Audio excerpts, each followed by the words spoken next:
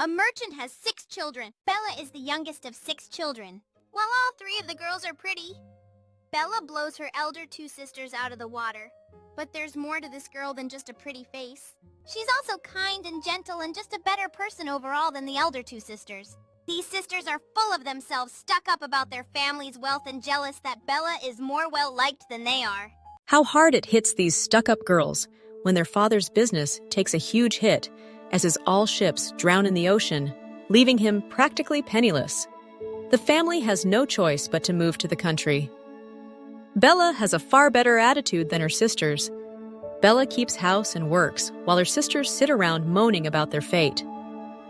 A ray of hope comes about a year later when a letter arrives saying their merchant father might not be broke after all. One of his ships just turned up with all the goods intact.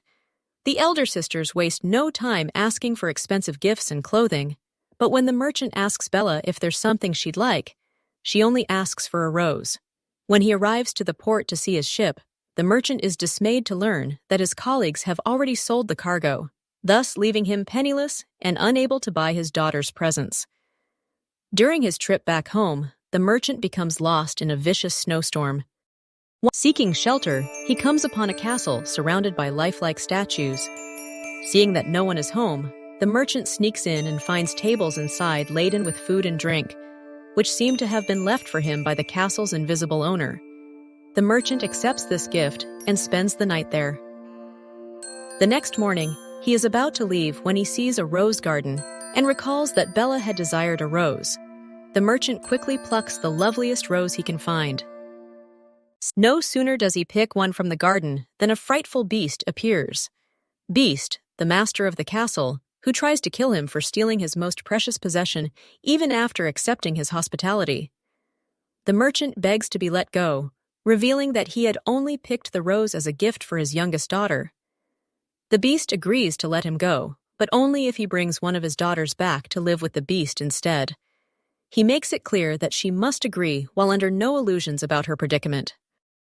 The merchant is upset, but accepts this condition for the sake of his own life.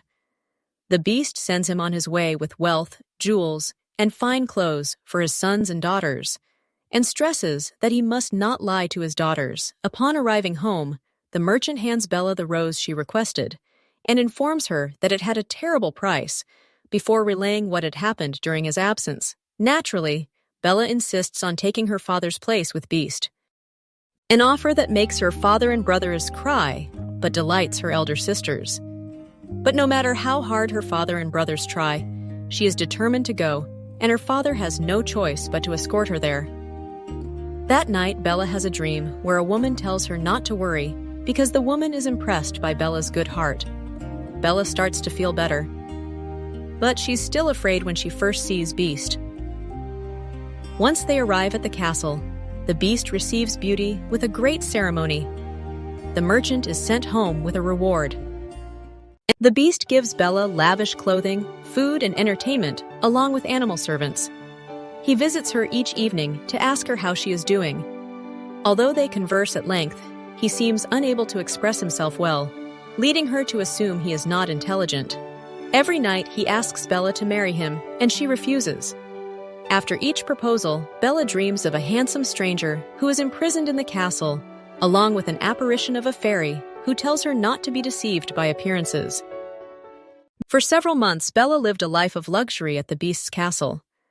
Her feelings for the man in her dreams and her gratitude toward the Beast come into conflict. When the Beast asks her what is wrong, she pleads homesickness, and he sadly allows her to leave, warning her that if she does not return within 2 months, he will die of a broken heart. Bella agrees to this and is presented with an enchanted ring, which allows her to wake up in her family's new home in an instant. Her older sisters are surprised to find her well-fed and dressed in finery, and their old jealousy quickly flares when their suitors' gazes turn to Bella, even though she bestows lavish gifts on them. Her brothers do all they can to prevent her from going back to his castle, and she reluctantly agrees to stay longer. When the 2 months have passed, she envisions the Beast dying alone on the castle grounds and hastens to return despite her brother's resolve to prevent her from doing so. Once she is back in the castle, Bella's fears are confirmed as she finds the beast near death in a cave on the grounds. Seeing this, Bella is distraught, realizing that she loves him. She fetches water from a nearby spring, which she uses to resuscitate him. The next night when the beast proposes, Bella agrees to marry him. The sky is lit up by a magical fireworks show. That night he goes to bed with her, falling into an enchanted sleep as soon as he lays down. When Bella wakes up next to him the next morning, she finds that the beast has transformed into an unknown man from her dreams. She learns he is a prince. When the fairy, who has been appearing to her, arrives with the prince's mother, the queen, whose joy falters when she finds out that Bella is a lowly merchant's daughter. The fairy chastises the queen and reveals that Bella is actually a princess and their niece. Prince tells his story to Bella that the evil fairy asked him to marry her, but the prince refused. The evil fairy, in a rage, transformed him into an ugly beast. The evil fairy warned them that only a maiden's act of true love could break the spell. So Bella loves him unconditionally and the spell breaks.